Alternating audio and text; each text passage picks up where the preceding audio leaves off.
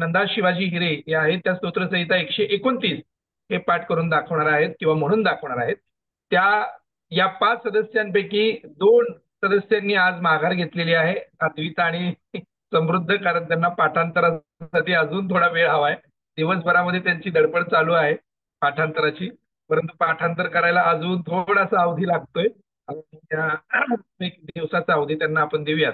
परंतु मला असं वाटतं की उर्वरित सदस्य जे आहेत, कोमल राऊत, शीतल राऊत आणि नंदा आंटी, यापैकी जे सदस्य तयार असतील त्यांनी आपला माईक अनम्यूट करा आणि त्यांच्याकडे जो शास्त्रभाग आहे तो त्यांनी आम्हा सगळ्यांना जो त्यांनी तोंडपाठ करून दाखवला केलेला आहे तो आम्हाला म्हणून दाखव. तोंड संधी घेऊ इच्छितो. कोमल राऊत. साहेब, शीतल राऊत बोलणार आहे, नंतर कोमल बोलते. ये.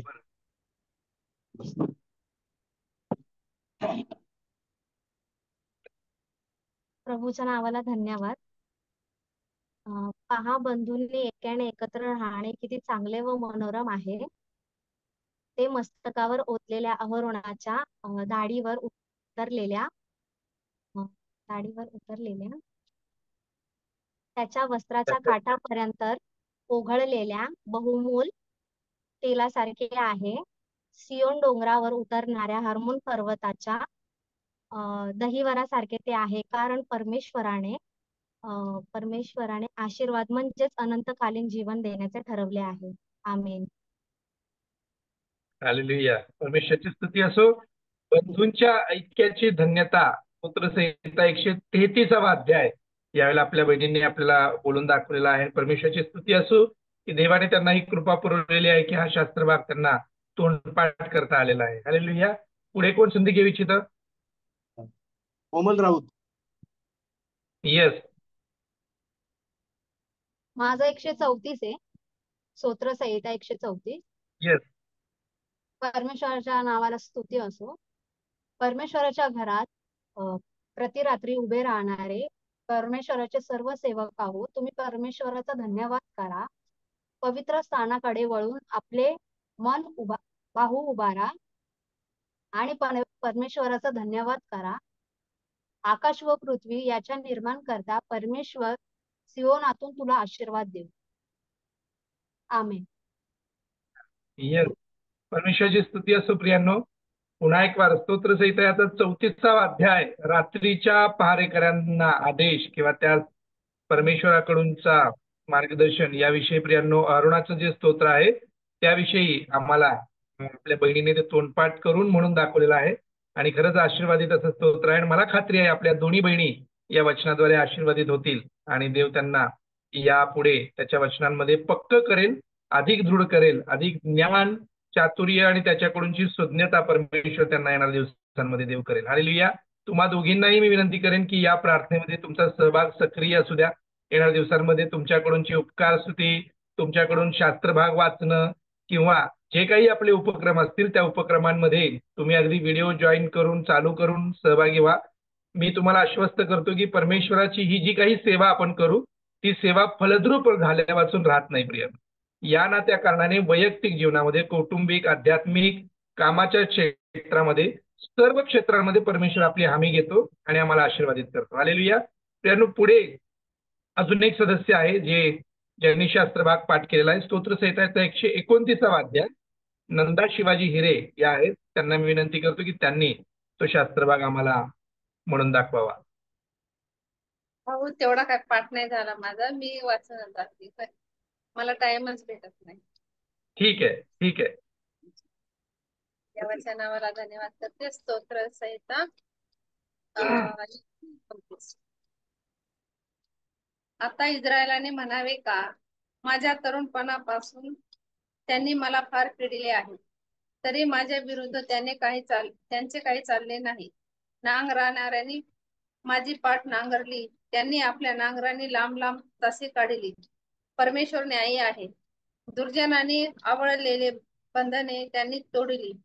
जो कोणी शिवेनिशी वैर करीतात ते फजित होत आणि मागे पडत. धाब्यावरचे गवत जसे वाढण्यापूर्वी सुकून जाते तसे ते होत. कापणाऱ्यांनी मुठीत न येत नाही, पेंड्या बांधणाऱ्याच्या कवेत न ते भरत नाही. जवळून जवळून येणारे जाणारे त्यांना एवढे सुद्धा म्हणत नाहीत की परमेश्वर आशीर्वाद तुम्हास प्राप्त हो. परमेश्वराच्या नावाने आम्ही तुम्हाला आशीर्वाद देऊ. सॉरी, मला पाठ करायला टाइम नाही. आम्ही हालेलुया, हरकत नाही. येणाऱ्या दिवसांमध्ये मात्र जरूर तुमचा सहभाग अजून प्रार्थनेमध्ये वाढवा.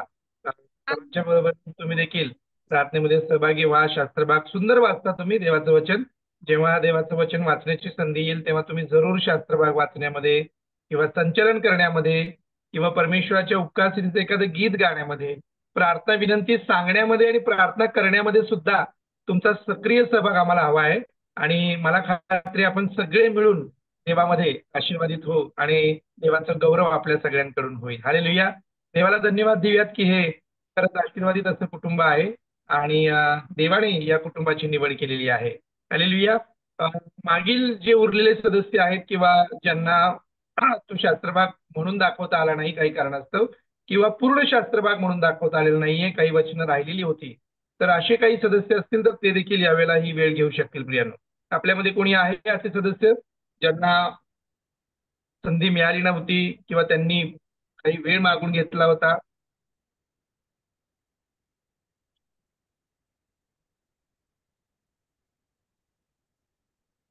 कोणी आहे?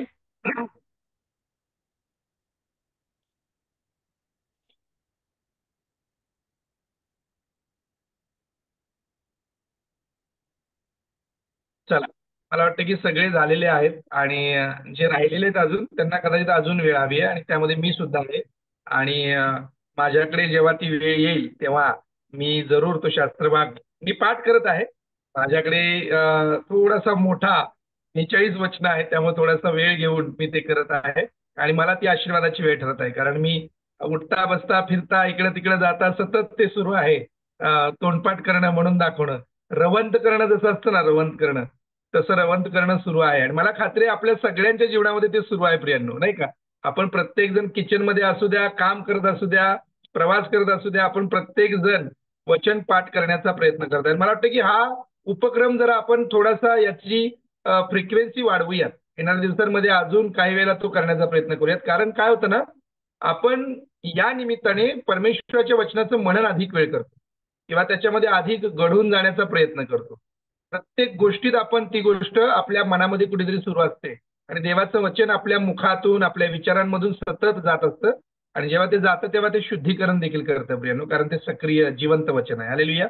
आणि ही सवय आपल्याला जोवर लागत नाही तोवर आपण तो उपक्रम नेहमी सारखा सारखा घेण्याचा प्रयत्न करूया. त्याविषयी मी सुजाताई आणि संजय दादा येणाऱ्या दिवसांमध्ये ठरवून आपल्याला ते कळवू. आपण आपल्या वचनाकडे आणि आपल्या मननाकडे परत वळूयात प्रियांनो. मला कोणीतरी पटकन सांगेल का आपण कुठल्या अध्यायाला सुरुवात केलेली आहे, आपण काल काय शिकलेलो आहोत? सारांश रूपाने आपल्यापैकी कोणीही बोलू शकेल?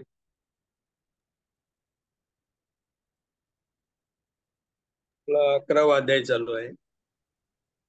11वा अध्याय कुठला? स्तोत्र संहिता?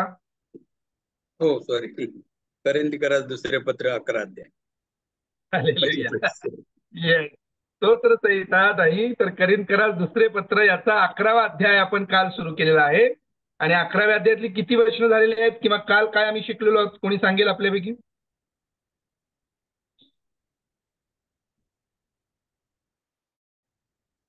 कोण बोलेल? पहिल्या वचनावरती म्हणून झालं आपलं,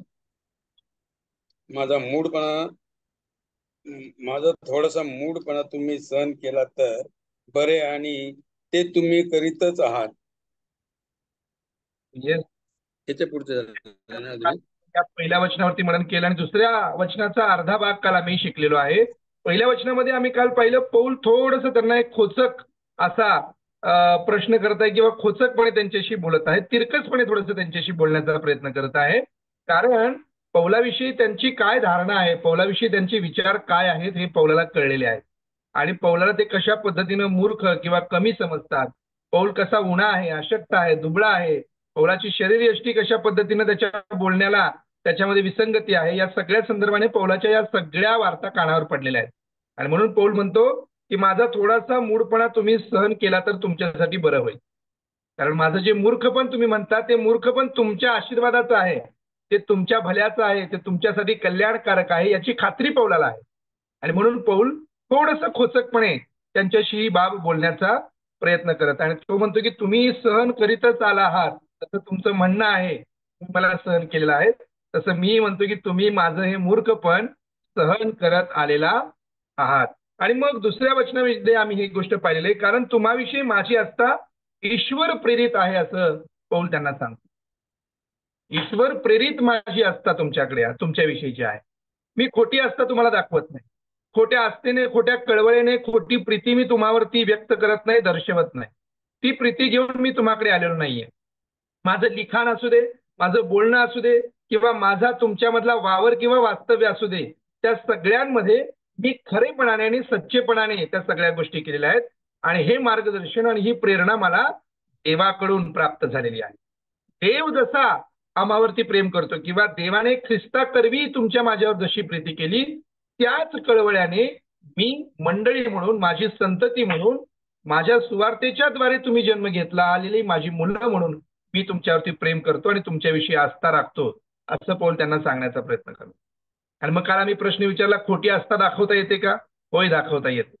खोटं प्रेम व्यक्त करता येतं का? होय, करता येतं. काही वेळेला लोकांच्या मनामध्ये ते भाव नसतात, परंतु लोक फक्त कोरडे शब्द बोलून आमचं सांत्वन करण्याचा प्रयत्न करतात आणि ते कळून येतं प्रियांनो, नाही का? कारण त्यांचं बोलणं आणि त्यांची वर्तणूक यामध्ये विसंगती आम्हाला पाहायला मिळते.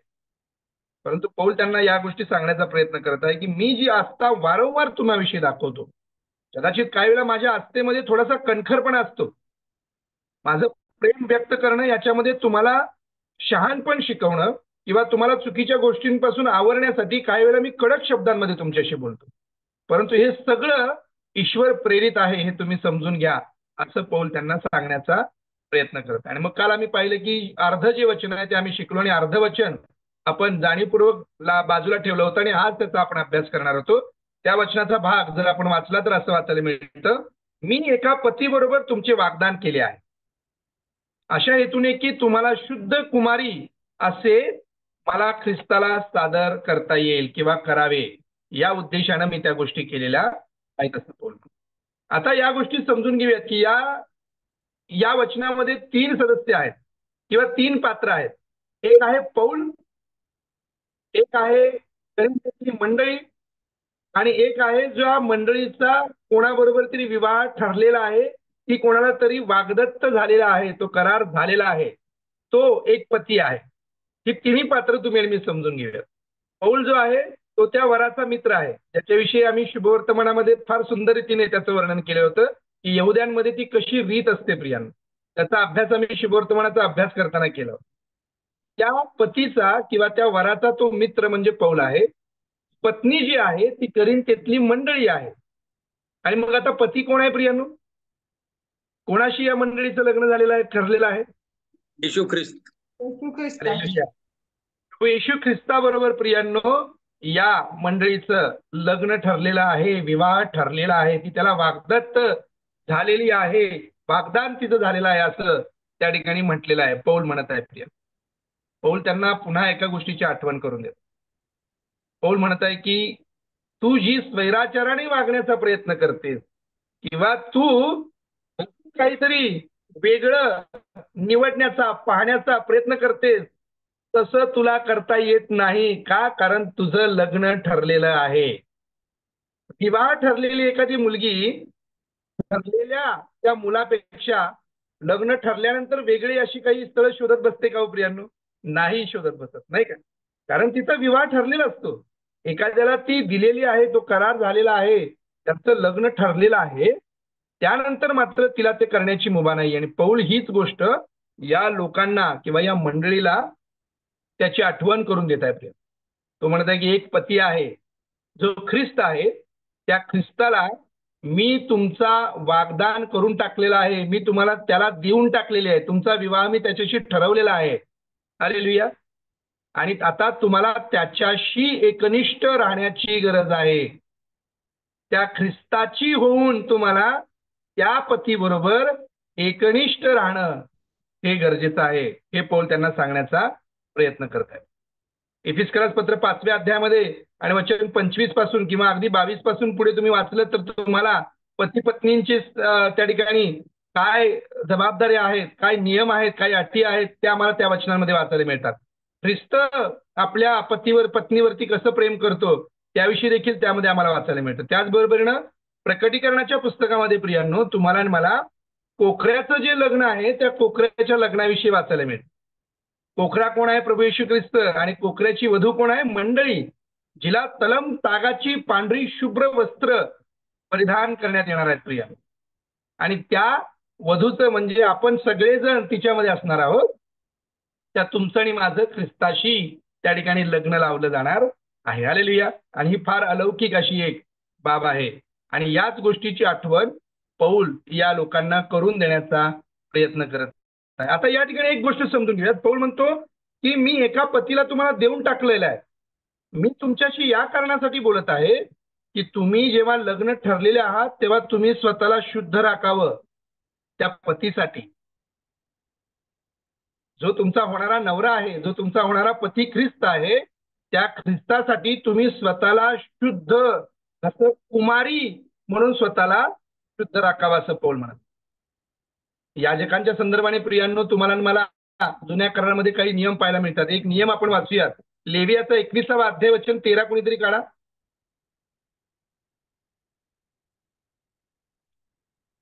लेविय 21 वचन 13 कोणीतरी वाचा.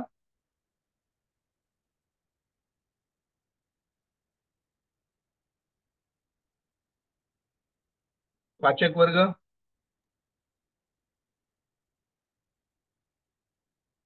वचन किती सर? त्याने 13. कुमारी तशीच विवाह करावा. विधवा टाकलेली स्त्री, भ्रष्ट झालेली स्त्री अथवा वेश्या त्याच्यापैकी कोणालाही त्याने बायको करून घेऊ नये. तर त्याने आपल्या सोइच्छेतील एखाद्या कुमारीशी विवाह करावा. याजकाने कोणाशी आणि कसा विवाह करावा या संदर्भाने लेवीच्या पुस्तकामध्ये काही अटी सांगितलेल्या आहेत. जो याजक आहे त्या याजकाने कुमारीशीच लग्न करावा, ती कुमारी शुद्ध होती असा नियम तुम्हाला मला सांगितला. आणि मग आम्हाला ठाऊक आहे की आमचा ख्रिस्त हा मुख्य याजक आहे प्रियांनो, नाही का? कारण तो स्वतःचं रक्त घेऊन परमपवित्र स्थानामध्ये गेलेला आहे. आणि हा मुख्य याजक, या याजकाचा जो विवाह आहे तो शुद्ध आणि कुमारीशीच होणं अगत्याचं आहे. आणि म्हणून पौल या मंडळीला किंवा या मुलीला आपण म्हणूयात, या मंडळीतील लोकांना हे सांगत आहे की तुमचं लग्न ख्रिस्ताशी ठरलंय म्हणून स्वतःला शुद्ध राखा, स्वतःला कुमारी आहोत असं त्याचा पुरावा द्या, असं तुम्ही राखा, तुमचं आचरण तसं असू द्या, अशा पद्धतीने तो त्यांना सांगत आहे. आणि ख्रिस्त जर मुख्य याजक आहे, तो परमपवित्र स्थानामध्ये गेलेला आहे, तर त्याची वधू देखील ती कुमारी असणं गरजेचं आहे, शुद्ध असणं गरजेचं आहे. आणि तसंच आम्हाला इफिसमध्ये वाचायला मिळतं. इफिस 5 वचन 26 आणि 27 कोणीतरी वाचा.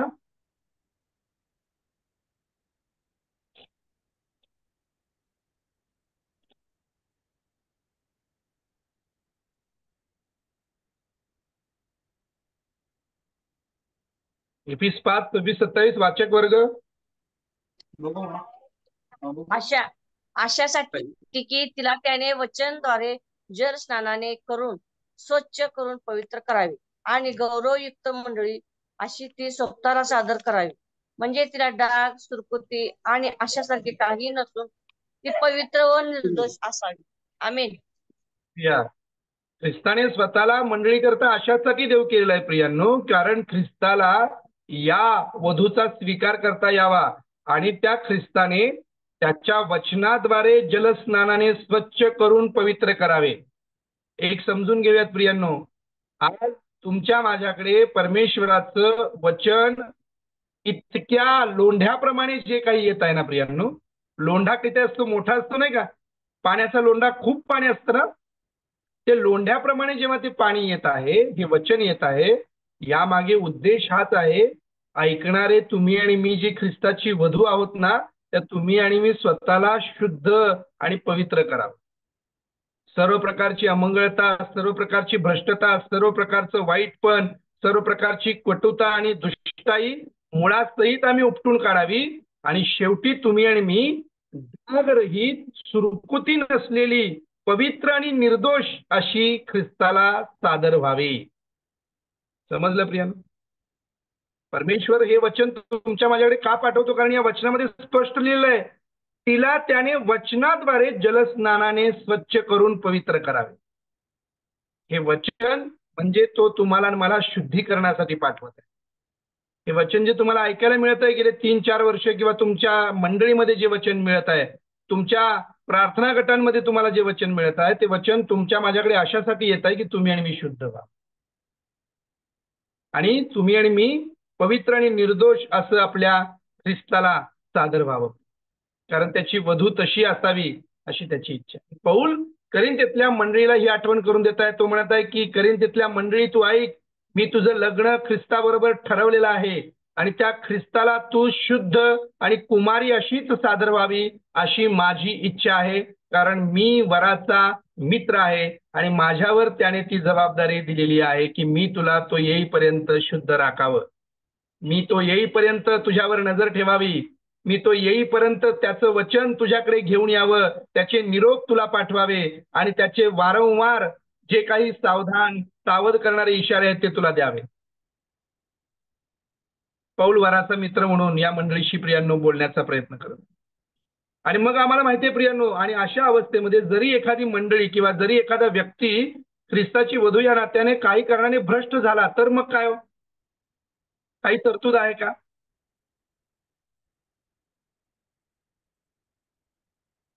आम्ही भ्रष्ट झालो आता जीवन जगत असताना, काही चुका आमच्याकडनं घडल्या, कळत न कळत पाप घडलं, तर काही मार्ग आहे का त्यावर? पश्चाताप करणे, पश्चातापाची प्रार्थना करणे. येस, ईश्वर प्रेरित पश्चाताप प्रियांनो. हालेलुया. ती टोचणी जी लागते ना की माझ्याकडून पाप घडलं, आणि जे आम्ही गुडघ्यावर जातो ना, तो त्यातनं सुटण्याचा मार्ग आहे. 1 योहानाच्या पहिल्या अध्यायामध्ये मला वाटतं त्याविषयी 7व्या की 8व्या वचनामध्ये आम्हाला सांगितलेलं आहे की जर आम्ही आमची पापं कबूल केली तर तो न्यायी आहे, तो आमच्या सर्व पापांपासून आम्हाला प्रियांनो शुद्ध करतो. जर आम्ही ती कबूल केली आणि पदरात घेतली तर त्यातून सुटण्याचा हा मार्ग आहे. आणि त्यासाठी त्याने अनेक विधी आम्हाला लावून दिले. पश्चाताप त्यापैकी एक आहे. पवित्र प्रभुभोजनाचा अत्यंत सामर्थ्यशाली विधी त्याने त्याच करता लावून दिलेला आहे की त्याचं रक्त आम्हाला घेता यावं, त्याची शरीर आम्हाला खाता यावं. हालेलुया. आणि आम्ही पुन्हा मंडळी किंवा त्याची वधू म्हणून आम्हाला शुद्ध करता यावं. हालेलुया. याविषयी तुम्ही आणि मी सावध असणं अत्यंत गरजेचं आहे. आम्ही पश्चातापपूर्वक जर त्याच्याकडे वळलो, घडलेल्या केलेल्या कृतीसाठी किंवा चुकांसाठी आम्ही पश्चाताप केला, तर पुन्हा ख्रिस्त त्याच्या रक्ताने आणि त्याच्या वचनाने आम्हाला शुद्ध करतो. प्रिय हालेलुया. फार मोठी ही कृपा तुमच्या माझ्यावरती आहे, आणि त्याचा उपयोग तुम्ही आणि मी करून घेऊयात. प्रिय, त्याचा फायदा तुम्ही आणि मी करून घेऊयात. त्या जलस्नानाने पवित्र होऊन त्याला पवित्र आणि निर्मळ असं सामोरे जाण्याचा कसोशीने प्रयत्न करूयात. प्रिय हालेलुया. परमेश्वराचा वचन आम्हाला एका अध्यायामध्ये सांगतो. होशेयाचा 2रा अध्याय, होशेयाचा 2रा अध्याय, त्या अध्यायाचं शीर्षक कोणीतरी वाचा. काय लिहिलंय?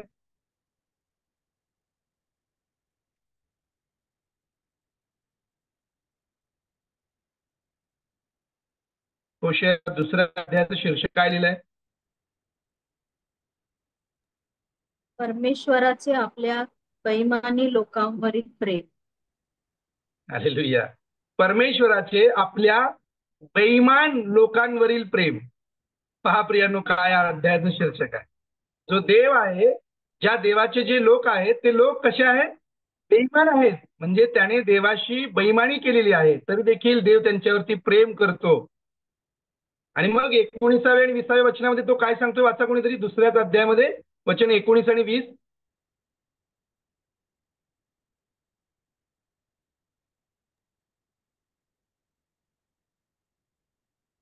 कोण वाचेल? होशे 2:19 आणि 20. मी तुला सर्व काळची आपली वाग्दान असे करीन, धर्माने व न्यायाने व ममतेने व दयेने मी तुला आपली वाग्दान असे करीन. मी तुला निष्ठापूर्वक वाग्दत्त करीन व तू परमेश्वराला ओळखशील. दोनच वचन. हालेलुया.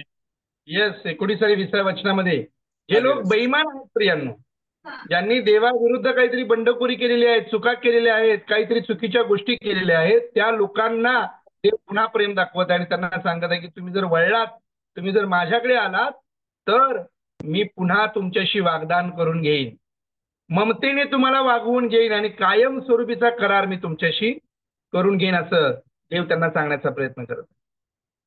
आणि देवाने ही कृपा तुमच्या माझ्या बाबतीत देखील केली आहे की नाही? तारणानंतरही काही वेळा आम्ही कळत न कळत पाप करतो, काही वेळा धिटाईने करतो, नाही का? आणि तरी देखील आमचा देव आम्हाला क्षमा करतो. आम्ही जेव्हा पश्चाताप करतो तेव्हा आम्हाला पुन्हा आनंद अश्रू येतात की आमच्या देवाने आमचा स्वीकार केला. रडतो की नाही आम्ही? तेव्हा तू माफ केलं, माफ करतोस देवा. आम्हाला खात्री असते, आमचे आनंदाश्रू जे आहेत पश्चातापानंतरचे, हे याचा पुरावा असतात की देवाचा आत्मा आम्हाला त्याची खात्री पटवतो की तुझ्या प्रभूने तुला पुन्हा स्वीकारलेला आहे, तुला पुन्हा माफ केलेला आहे. प्रिया, हालेलुया. पौल या मंडळीला या ठिकाणी सावधानतेचा इशारा देत आहे. तो म्हणतोय की मी तुमचा विवाह ख्रिस्ताबरोबर ठरवलेला आहे, म्हणून स्वतःला शुद्ध आणि पवित्र, सुरकुत्या, डाग न पडलेले आणि अत्यंत स्वच्छ आणि निर्मळ असं प्रभूला सादर होण्यासाठी कसोशीने प्रयत्न करा, असं जणू पौल त्यांना सांगण्याचा प्रयत्न करत आहे. ही बाब जेव्हा पौल त्यांना सांगत आहे ना प्रियांनो, तेव्हा खात्रीने या वधूच्या संदर्भाने काहीतरी बिघडलेलं आहे हे मात्र तुमच्या माझ्या लक्षात यायला पाहिजे, नाही का? आम्ही एखाद्याला सहज उपदेश करत नाही का, काहीतरी आम्हाला कळतं आणि मग त्या व्यक्तीला आम्ही दर्शन करतो किंवा सल्ला देत असतो. या मंडळीविषयी, या ख्रिस्ताच्या वधूविषयी पौलाला काही गोष्टी कळलेल्या आहेत आणि म्हणून पौल त्यांना सांगत आहे की तुम्ही सावध असता. 3ऱ्या वचनामध्ये काय सांगितलं वाचा. तरी जसे सापाने कपट करून हव्वेला ठकविले, तसे तुमची मने कशाने तरी बिघडून ती ख्रिस्ताविषयीची सरळपण व शुद्धता यापासून भ्रष्ट होतील असे मला भय आहे. आमेन. पौलाला एक चिंता सतावते, पौलाला एक भय वाटत आहे. आणि ते भय काय आहे प्रियांनो? ते भय असं आहे की त्याची ही मंडळी, जी ख्रिस्ताची वधू आहे, ती त्या ख्रिस्ताच्या सरळपणापासून आणि शुद्धतेपासून भडकेल. म्हणजे काय? जो आपला पती आहे त्या आपल्या पतीला ती फसवेल, असं भय पौलाला पडलेलं. आपल्या पती बरोबर ती काहीतरी बेईमानी करेल, कोणीतरी तिला फूस लावेल, कोणीतरी तिला ख्रिस्ताच्या सिद्धांतापासून भडकवण्याचा प्रयत्न करेल, असं पौल त्या ठिकाणी सांगण्याचा प्रयत्न करत आहे. आणि त्यामध्ये तो म्हणतोय की सापाने जसं त्या ठिकाणी तिला कपट करून हवेला ठकवलं होतं, तसं तुमच्यामध्ये काही लोक येतील आणि तुम्हाला ठकतील किंवा भडकवतील. याची आपण बरंच शिकलो नाही का? खोटे संदेष्टे, खोटे शिक्षक जे येतील आणि आम्हाला ख्रिस्ताच्या शिकवणीपासून, ख्रिस्ताच्या सत्यतेपासून, त्याच्या सिद्धांतांपासून आणि तत्वांपासून लांब घेऊन जाते. आणि ही बाब तिथल्या मंडळीमध्ये घडताना दिसत आहे. म्हणून पौल म्हणतो की जसं सापाने स्त्रीला भडकवलं, तसं तुमच्यामध्ये कोणीतरी येईल आणि तुम्हाला बिघडवून टाकेल, असं मला भय वाटतं. याचा अर्थ काही लोक घुसलेले असतील, काही लोक त्या ठिकाणी आलेली असतील. ख्रिस्ताने देखील याविषयी आपल्याला सावध केलेलं आहे, मंडळीला सावध केलेलं आहे प्रियांनो, नाही का? शुभवर्तमानामध्ये आम्ही अभ्यास केलेला आहे. कोणी सांगेल का काय वचन सांगितलं ख्रिस्ताने, कशाप्रमाणे ते येतील? लांडग्याप्रमाणे येतील. येस, मेंढरांच्या वेशात ते लांडग्याप्रमाणे येतील, मंडळीचं रूप धारण करून येतील. आम्ही मंडळीतलेच आहोत, आम्ही सेवकच आहोत, आम्ही ख्रिस्ताचेच आहोत, दास आहोत. वास्तविक पाहता त्यांची शिकवण आणि त्यांची फळं मात्र विपरीत असतील. ख्रिस्ताच्या सरळतेपासून विपरीत मार्ग त्यांचे असतील. ते मार्ग तुम्हाला समजणं फार गरजेचं आहे. अशी काही लोक करिंथेतल्या मंडळीमध्ये शिरलेले आहेत, घुसलेले आहेत. आणि ती लोक प्रियांनो, ख्रिस्ताची जी मूळ शिकवण आहे त्या मूळ शिकवणीला फाटा देऊन, बगल देऊन काहीतरी वेगळे विचार मंडळीमध्ये पेरण्याचा किंवा रोवण्याचा प्रयत्न करत आहेत, जे वचनावर आधारित नाही आहेत, ख्रिस्ताच्या शिकवणीवर आधारित नाही. काही वचन आपण वाचूया प्रियांनो. मत्त्याचा 24वा अध्याय वचन 24, 4 आणि 5 कोणीतरी वाचा. मत्तई 24.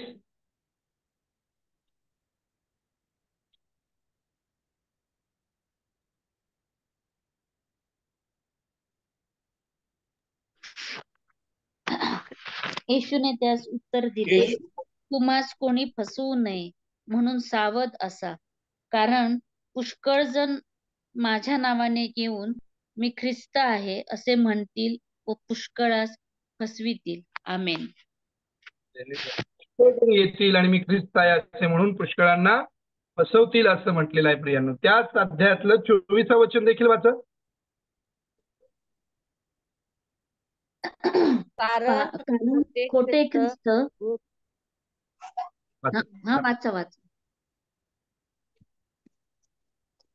कारण खोटे ख्रिस्त व खोटे संदेष्टे उठतील व साधेल तर निवडलेल्यास देखील फसवावे म्हणून मोठी चिन्हे व अद्भुत दाखवत. कारण खोटे ख्रिस्त व खोटे संदेश ते उठतील आणि साधेल तर कोणाला निवडलेल्याच फसवतील. प्रियांनो, निवडलेल्याच फसवावे म्हणून ते अनेक चिन्ह चमत्कार घडवून दाखवत. या गोष्टी घडणार हे आगाऊच ख्रिस्ताने आपल्याला सावध करून ठेवलेलं. आणि हीच बाब करिंथेतल्या मंडळीमध्ये घडत आहे प्रियांनो. करिंथेतील लोक त्या मंडळीला भडकवण्याचा प्रयत्न त्या ठिकाणी करत आहेत. आणि ती बाब घडताना पौलाच्या जेव्हा निदर्शनास आलेली आहे, पौल त्यांना सावध करत आहे. तो म्हणत आहे की पहा, सर्पाने जसं त्या स्त्रीला भडकवलं होतं ना, तो काय केला होता, तिच्या कानाशी लागला होता.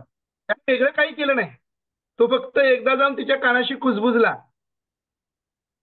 तू जे म्हणतेस ते खरं नाहीये, तुला जे शिकवलं गेलंय, सांगितलं गेलंय ते खरं नाहीये. वास्तविकता असं आहे ते. आणि मग त्या स्त्रीला हवेला भुरळ पडली आणि तिने पाप केलं. मंडळीमध्ये देखील हेच होतं. जे सांगतात ना ते तसं नाहीये, हे असं आहे. त्या वचनाला बगल दिली जाते, त्याला फाटा फोडला जातो, किंवा त्याच्यात भर करून सांगितली जाते, किंवा त्या वचनाची तीव्रता कमी केली जाते. प्रियांनो, म्हणजे काय, जसं करायला हवं तसं न करता असंही केलं तरी चालतं अशी त्याला बगल दिली जाते. तेव्हा प्रियांनो माणसं बहकतात आणि देवाविरुद्ध पाप करतात. आणि याचा परिणाम तातडीने दिसत नाही प्रियांनो. याचा परिणाम हळूहळू कालांतराने तुमच्या माझ्या निदर्शनात येतो. पापाची फसवणूक जेव्हा व्हायला लागते तेव्हा हळूहळू अंतःकरण कठीण होतं. एका दिवसात आम्ही त्या लोटेच्या स्त्रीसारखी मिठाचा खांब होणार नाही. हळूहळू आमची अंतःकरणं कठीण व्हायला लागतात आणि आम्हाला कळतही नाही की आम्ही देवापासून आणि ख्रिस्तापासून लांब जातो. आणि त्याचे कायमस्वरूपी दुरोगामी दुष्परिणाम तुमच्या माझ्या जीवनामध्ये दिसायला लागतात आणि आम्ही अंती आमचं तारण आणि आमचं सार्वकालिक जीवन धोक्यात घालून बसतो. याविषयी तुम्ही आणि मी सावध असणं अत्यंत गरजेचं आहे. कोणीतरी आलं आणि त्या लोकांनी, करिंथेतल्या लोकांमध्ये, मंडळीमध्ये पौलाच्या विषयावरती किंवा पौलाची शरीरयष्टी, पौलाचं बोलणं आणि पौलाचे अधिकार यावरती शंका निर्माण केलेल्या आहेत. आणि पौलाने जी शिकवण मंडळीला दिलेली आहे, जी ख्रिस्त किंवा ईश्वर प्रेरित आहे, त्यामध्ये भेसळ करून निधन पेरून गेलेले आहेत. आणि त्यामुळे पौलाकडे पाहण्याचा त्यांचा दृष्टिकोन बिघडून गेलाय. ते भडकून गेलेत. ते पौलाचीच निंदा करायला लागलेले. ज्या पौलाला ख्रिस्ताने त्यांच्याकडे पाठवलेला आहे. प्रिया, हालेलुया. आणि म्हणून पौल त्यांच्याशी बोलण्याचा प्रयत्न करत. आणि त्याच वचनामध्ये असं म्हटलेलं आहे की ख्रिस्ताविषयीचे सरळपण व शुद्धता यापासून ते तुम्हाला भ्रष्ट करतील किंवा तुम्ही भ्रष्ट व्हाल असं मला भय आहे. ख्रिस्ताविषयीचे सरळपण आणि शुद्धता काय आहे प्रियांनो? तुम्हाला काय कळते ख्रिस्ताचं सरळपण आणि शुद्धता? एक एक सांगा तुम्ही. ख्रिस्ताच्या सरळपणात आणि शुद्धतेत आम्ही कसं टिकून राहू शकतो?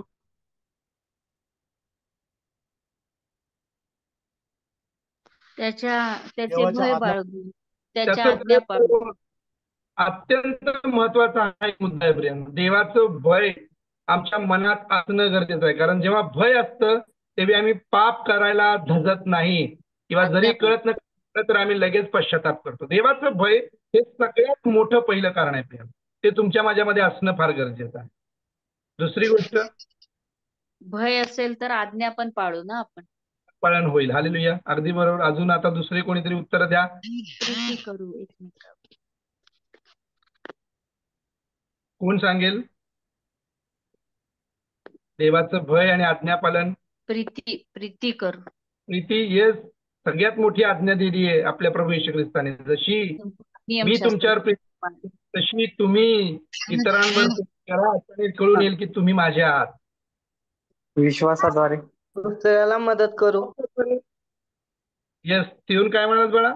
दुसऱ्यांना मदत करू.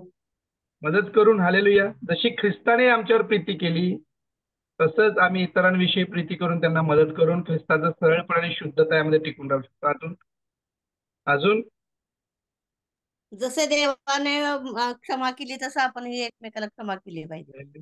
क्षमा करून प्रियांनो, हालेलुया. क्षमा करणं फार गरजेचं आहे, कारण देवाने आम्हाला क्षमा केलेली आहे. प्रभूने शिकवलेल्या प्रार्थनेमधले फार महत्वाचा मुद्दा आहे प्रियांनो, नाही का? जशी मी आपल्या ऋणास ऋण सोडतो तशी तू माझे ऋण मला सोड.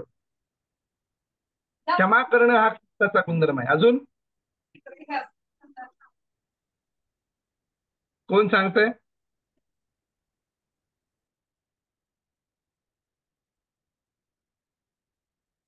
कशाचा तरी तिरस्कार करायचा का आम्हाला? नाही. करायला सांगितलं एका गोष्टीचा. काय आहे ते? मूर्तीपूजा. हे पापाचा तिरस्कार करायला पाहिजे.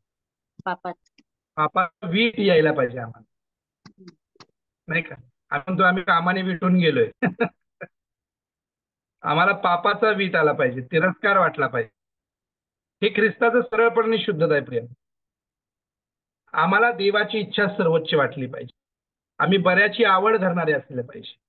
आम्हाला पाहिजे, आम्हाला पापाचा तिरस्कार करता आला पाहिजे. देवाचं भय असलं पाहिजे. देवाचा आज्ञापालनात आम्हाला संतोष असायला पाहिजे. या सगळ्या गोष्टी म्हणजे देवामध्ये आम्हाला शुद्ध टाकण्यासाठी करतील, त्याच्या सरळपणामध्ये आम्हाला टिकवून ठेवतील. आणि हे नाही झालं तर आम्ही काय करू? आम्ही भ्रष्ट होऊ. आपल्या पतीबरोबर आम्ही बेईमानी करू. ज्याच्याबरोबर आमचं वागदान झालेलं आहे, ख्रिस्ताने आम्हाला पत्नी म्हणून स्वीकारलंय, आणि ते काय किंमत दिली आहे? त्याने स्वतःचं रक्त, जीव देऊन तुम्हाला आणि मला पत्नी केलं. एवढं जर तो माझ्यावर प्रेम करतो तर अशा पतीला मला फसवता येईल काही प्रियान? येईल? माझा पती माझ्यावर जीव देतो, माझ्यासाठी त्याने जीव दिला, अशा पतीला आम्ही फसवू शकू काय? नाही फसवणार. आम्हाला फसवता कामा नये. पौल हीच मंडळीकडनं अपेक्षा करतात. तो म्हणतो की तुमच्या पतीबरोबर तुम्ही फसवणूक करू नका, भडकून जाऊ नका. कोणीतरी दुसरं तुम्हाला भडकवून जाऊ देऊ नको, दुसऱ्याने तुम्हाला आकर्षून घेऊ देऊ नका. ती खोटी शिकवण, मूर्तीपूजा, आज्ञाभंग, पाप या सगळ्या गोष्टी आहेत, त्यापासून स्वतःला राखा, असं पौल त्यांना सांगण्याचा प्रयत्न त्या ठिकाणी करत आहे. आणि त्याचंच भय पौलाला पडलेलं आहे. हालेलुया. इकडे आपण थांबूया. या संदर्भाने काही प्रश्न असतील, काही साक्षी असतील, काही गोष्टी सांगायच्या असतील तर जरूर वेळ घ्या प्रियांनो, आणि त्याच्यावरती जर अधिक स्पष्टीकरण हवं असेल तर तेही सांगा.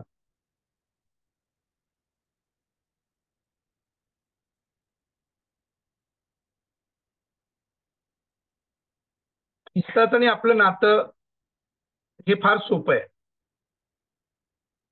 पती पत्नीचं नातं जसं असतं तसं आपलं आणि ख्रिस्ताचं नातं आहे.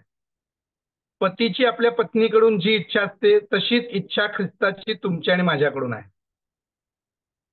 हालेलुया. फार सोपं आहे. पतीला वाटतं ना की माझ्या बायकोने माझं ऐकावं, माझ्या अधीन राहावं, माझ्याशीच जडून राहावं, माझ्या विपरीत कोणाशी तिचा काही संबंध असू नये. तशीच ख्रिस्ताची मंडळीकडून इच्छा आहे. तिने माझ्याशी जडून राहावं, माझं भय बाळगावं, माझ्या अधीन राहावं आणि माझं बनून राहावं. माझ्या व्यतिरिक्त तिची कोणावरही मर्जी असू नये, अशी ख्रिस्ताची साधारण अपेक्षा तुमच्या माझ्याकडनं आहे. आणि म्हणून ख्रिस्ता व्यतिरिक्त कोणाला देव म्हणू नका, कारण तुमच्या पतीपेक्षा वेगळ्या कोणाला तरी पती बनवण्याचा प्रयत्न करता तेव्हा तुम्ही व्यभिचार करता. साधं सोपं तत्व पवित्र शास्त्रामध्ये सांगितलं गेलं. काही प्रश्न, काही गोष्टी विचारायच्या आहेत, सांगायच्या आहेत, बोलायच्या आहेत?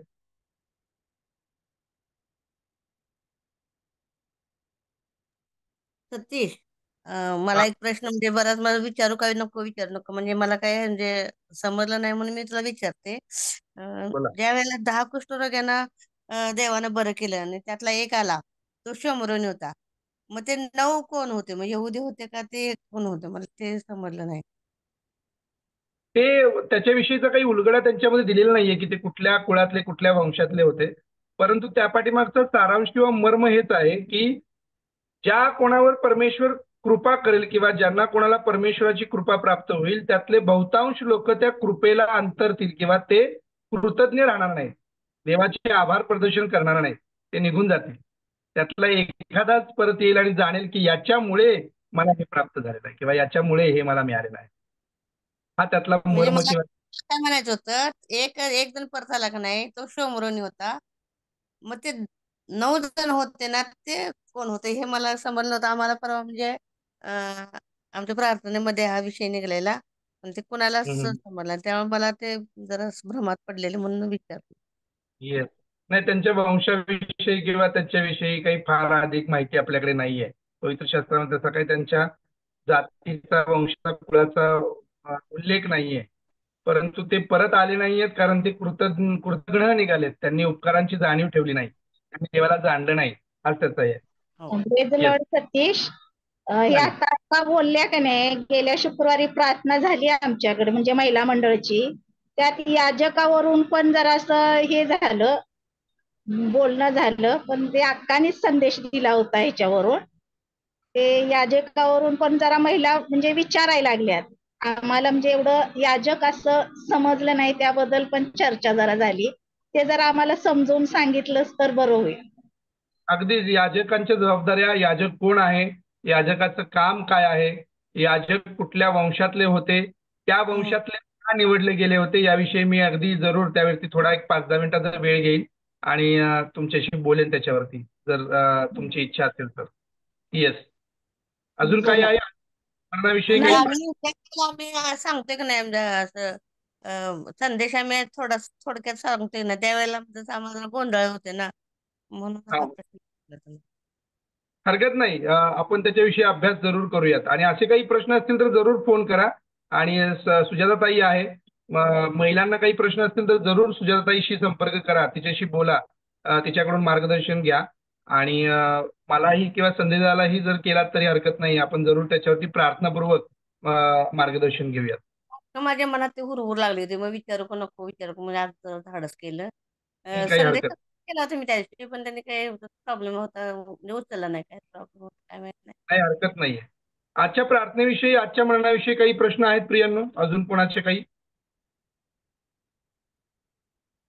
काही समजलं नाही, काही साक्ष आहे किंवा याविषयी अजून मार्गदर्शन हवंय असं काही आहे?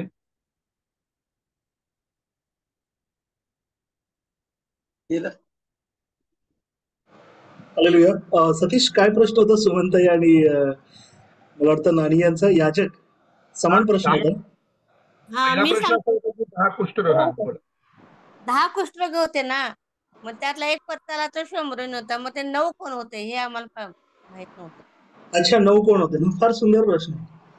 मी तुम्हाला एक सांगू इच्छितो, कदाचित ते 9 स्वर्गात भेटणार नाही. ठीक आहे ना? तर कदाचित आपल्याला त्यांची ओळख मिळणार नाही. प्रभूने प्रकट केली तर चांगली गोष्ट आहे.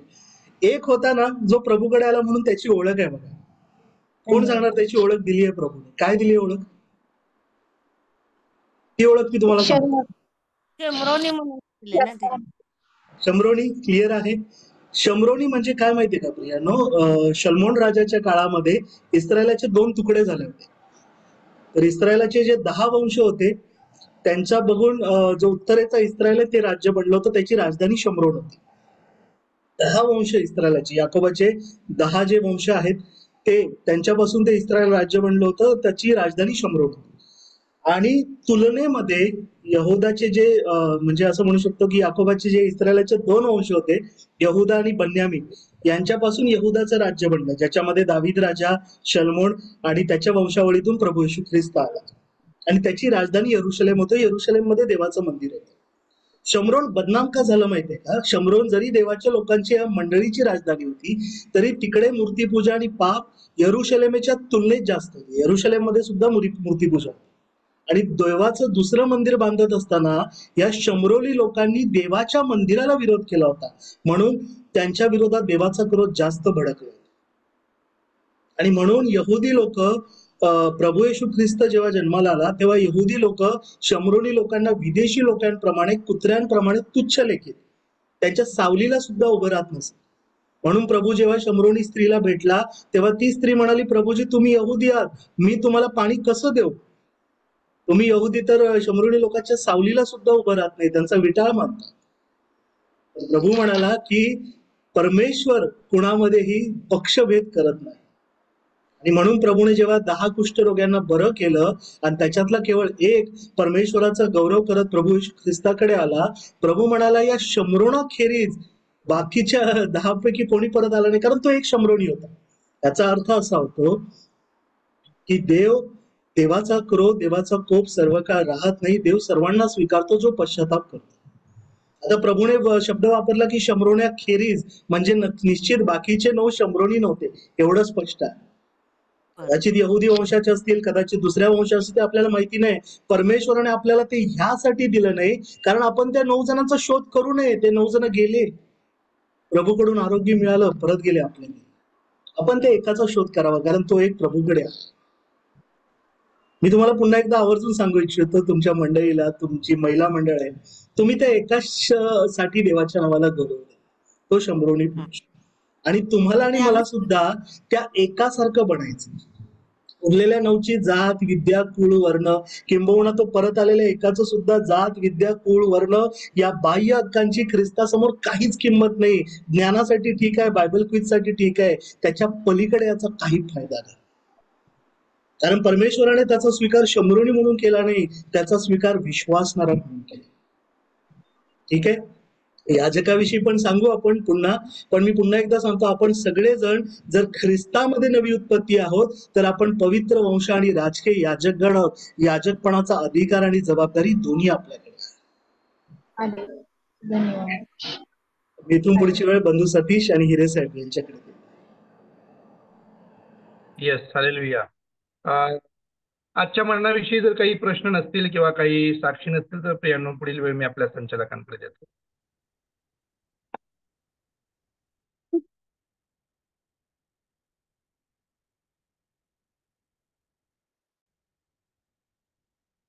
ठीक आहे सर, कुणाचे काही प्रश्न नसतील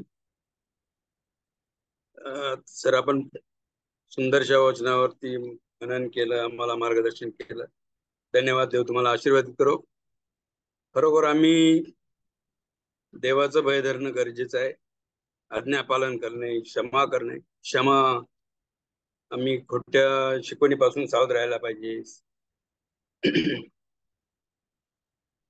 देव तुम्हाला आशीर्वाद करो. धन्यवाद. आपण इथून पुढे प्रभूंनी शिकवलेली प्रार्थना आणि या रात्री गीत गाऊन समाप्त करूया. सर्वांनी आपल्या मोबाईल अनम्यूट करूया. हे आमच्या स्वर्गातील बाप्पा, तुझे नाव पवित्र मानले जाऊ, तुझे राज्य जसे स्वर्गात तसे पृथ्वीवर, ज्या इच्छेप्रमाणे आमची रोजची भाकर मागते, आणि जसे आम्ही आमच्या ऋणास ऋण सोडले आहे तसेच तो आमच्या ऋणांना सोड, आणि आम्हास परीक्षेत नको तर आम्हास वाईटापासून सोडले, कारण की राज्य, सामर्थ्य आणि गौरव ही सर्व काळ तुझीच आहे. आमेन.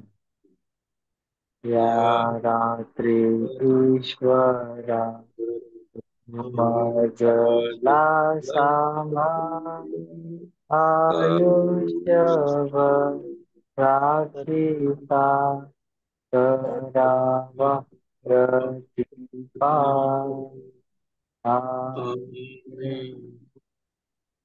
Hallelujah. Hallelujah. Praise the lord. Good night. Hallelujah. Praise the lord. Thank you. Good night सर्वांना. जय मसीह. बाबा, bye bye bye. Praise lord. Praise lord बाबा. सानू कुठे गेला. हालेलुया. जय मसीह. Praise Lord.